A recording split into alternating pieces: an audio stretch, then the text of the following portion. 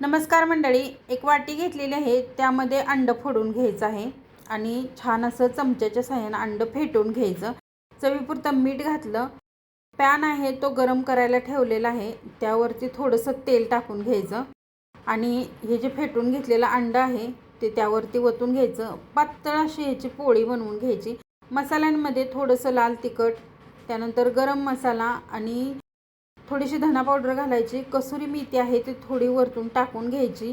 त्यानंतर एक चपाती आहे ती छोटीशी, ती यावरती दाबून व्यवस्थित अशी टाकून घ्यायची। पलटून भाजून घेतली। एक चमचा इथं टोमॅटो केचप आहे ते लावून घेतलेलं आहे, पाहू शकताय तुम्ही। आता ह्याची घडी घालायची आहे। तर चटपटीत असा अंडा पराठा आहे तो तयार झालेला आहे मुलांच्या डब्यांसाठी। अगदी चवीला म्हणाल तर अप्रतिम लागतो। मुलं तर एक म्हणता म्हणता काय 2 फस्त करून टाकतील। त्यासोबतच थोडासा मी मखाना फ्राय करून घेतलेला आहे आणि थोडी काकडी।